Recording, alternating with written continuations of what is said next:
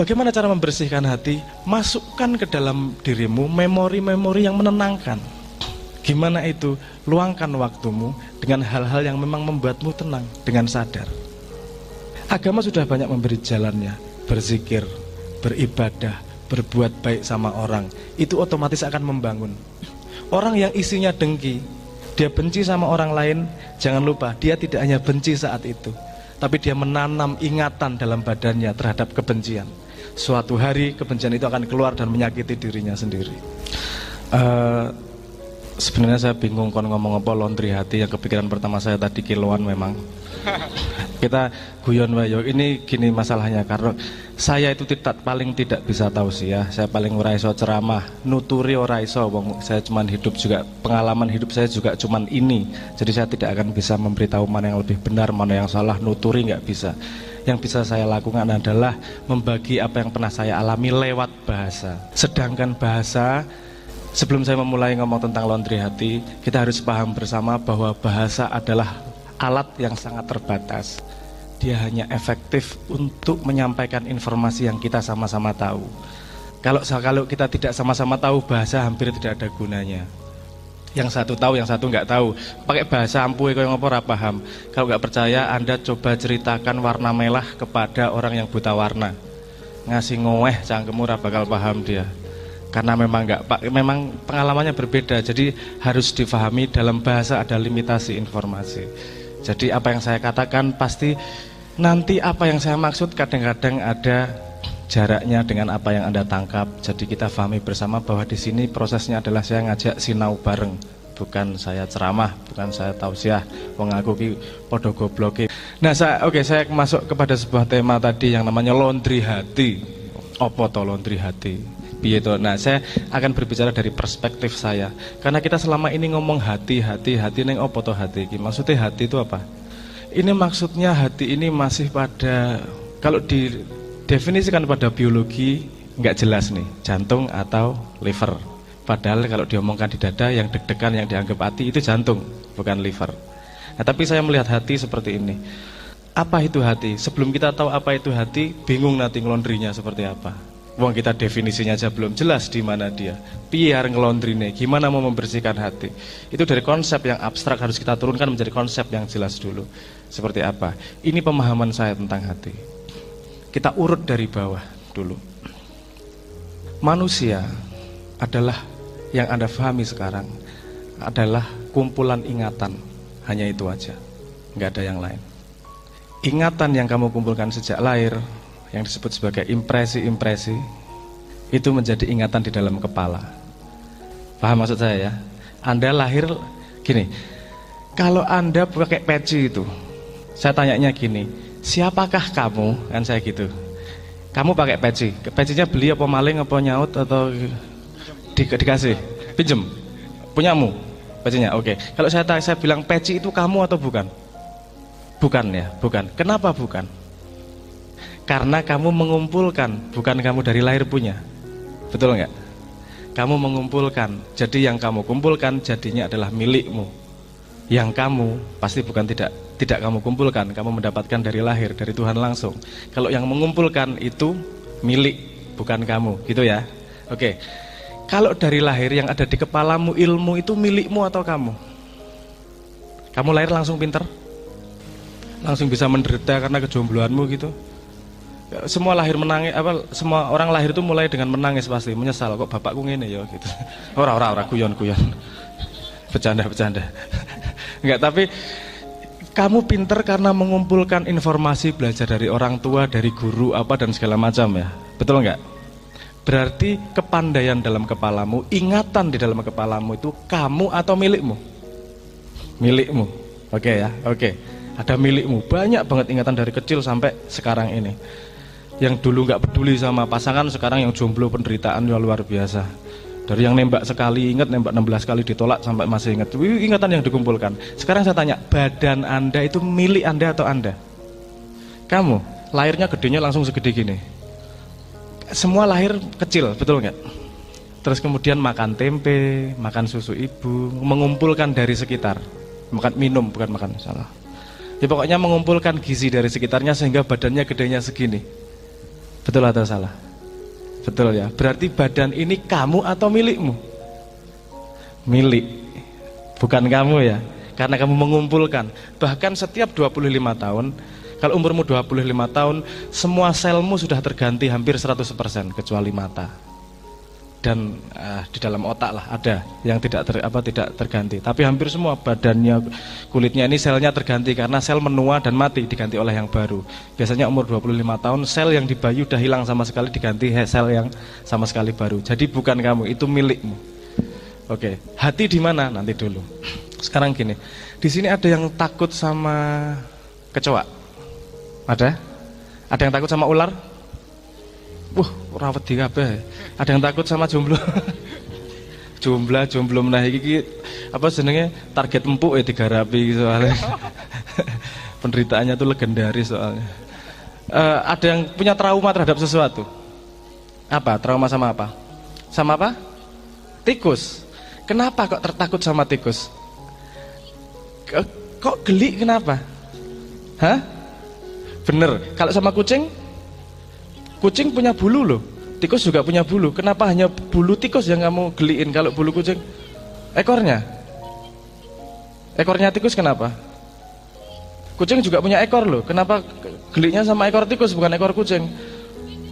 Beda. Oh, kucing itu lucu. Ini semua pandangan impresi. Dia belum tahu nanti kalau punya suami pas juga punya buntut walaupun tidak berbulu. Tapi rasa mikir aneh-aneh tuh. Buntut kucir gitu maksudnya. Enggak, maksudnya begini. Kemudian kadang-kadang ada hal yang kita takut, kadang-kadang ada hal yang hatinya enggak enak. Kan takut dari dalam hati itu. Terus kamu dari mana datangnya takut itu? Dari mana datangnya dari enggak enak itu? Kadang-kadang kita tidak bisa pahami. Karena sebenarnya hati itu menurut saya itu seperti interface. Interface itu gini. Di kepala kita, saya tadi sudah mengatakan memori. Di kepala kita mengumpulkan ingatan. Dalam satu detik yang di atas sadar, dalam satu detik membagi menjadi 40 frame. Di bawah sadar, dalam satu detik menampung 1,2 juta frame. Lebih banyak yang masuk di bawah sadar daripada yang di atas sadar. Itu masuk semua ke dalam memori kita. Di badan kita ada memori juga dari pengalaman hidup. Bahkan kita ingat hidung kakek kita. Kamu ingat nggak? Nggak ingat di kepala, tapi badanmu ingat. Betul nggak? Loh, ingatnya dari mana? Kalau dari ilmu biologi namanya DNA. Kamu kan kelahirnya tidak langsung lahir gitu saja. Kamu disumbang oleh ibu indung telur, disumbang oleh bapak uang udara. Jadinya kamu. Bingung ora iki? Dari ibu dikasih indung telur, dari bapak dikasih uang udara.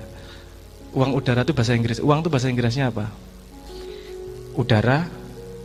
Nah, jadi ora enak ya ngomong ngono gitu.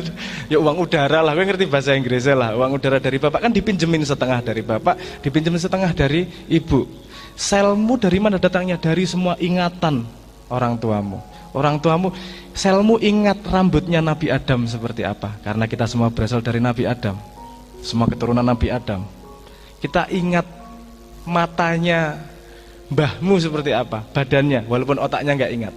Kalau kita lebih dalam lagi, semua sel mengandung atom. Kalau kita bisa mengakses ingatan atom, kita bahkan punya ingatan dari sejak terciptanya jagat raya sampai sekarang. Nah, lihat, ada banyak ingatan. Ingatan yang dari terciptanya jagat raya sampai sekarang ada di dalam kita. Ingatan dari sejak Nabi Adam sampai sekarang ada di badan kita. Ingatan sejak lahir sampai kita dewasa ada di kepala kita. Kalau semuanya diproses sekaligus, dia akan menjadi sesuatu yang sangat rumit. Makanya ada yang namanya hati. Hati adalah bagaimana kumpulan informasi ingatan itu semua untuk agar kita tahu apa yang harus menjadi rambu-rambu berikutnya. Kadang-kadang orang enak orang pas Padahal kadang kita nggak tahu kenapa kok orang enak ya. Itu kan kumpulan dari ingatan kita semua. Dari memori yang pernah kita alami bahkan yang tidak kita ingat-ingat oleh kepala. Dan juga ada memori dari Tuhan langsung. Bahkan ketika sebelum kita lahir kita berjanji sama Tuhan, kita ingat, ada ingatannya di dalam hati tersebut. Jadi kalau hati itu seperti gini. Kalau Anda dapat rapot tuh setahun berapa kali sekarang? Setahun 2 kali ya? 2 atau 3 kali? 2 kali, oke.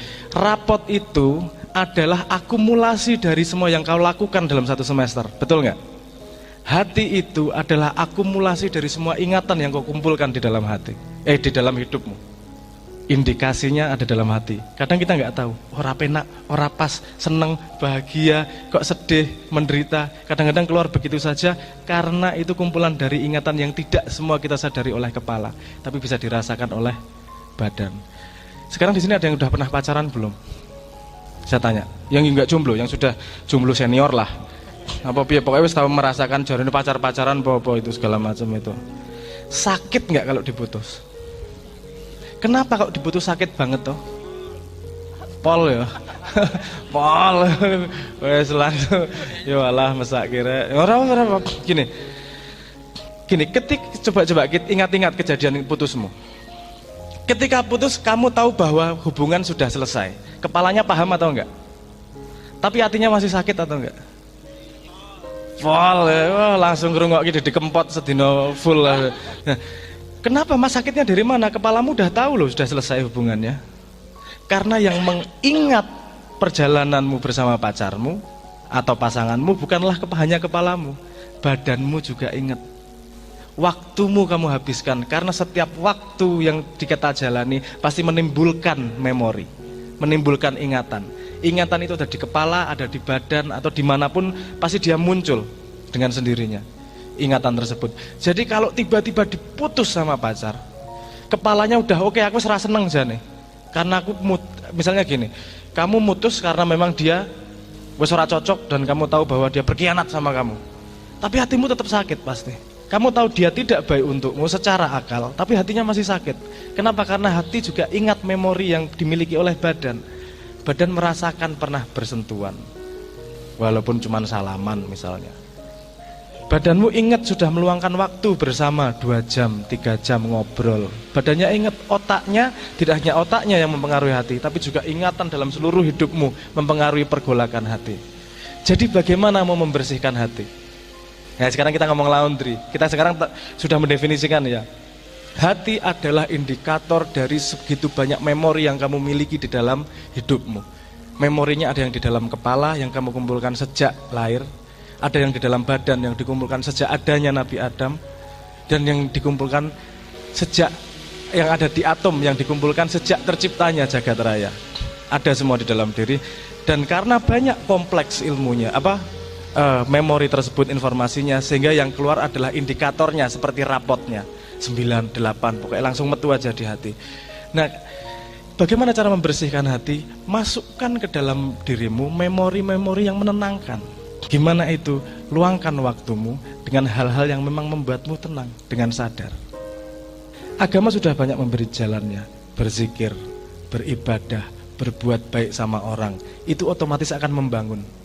Orang yang isinya dengki, dia benci sama orang lain, jangan lupa, dia tidak hanya benci saat itu, tapi dia menanam ingatan dalam badannya terhadap kebencian. Suatu hari kebencian itu akan keluar dan menyakiti dirinya sendiri.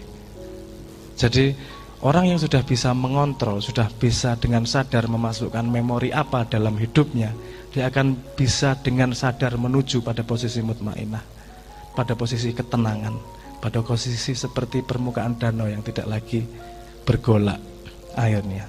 Ketika permukaan danau sudah tidak bergolak, satu tetes air saja sudah kerasa. Tidak perlu hujan yang begitu deras. Satu tetes air, ada orang lewat, kamu kerasa perasaannya seperti apa. Bukan urusan sakti, tapi urusan karena kamu tenang dan kamu sudah satu gelombang dengan ingatan alam semesta. Bagaimana melondri hati? Kembalilah kepada ingatan alam semesta.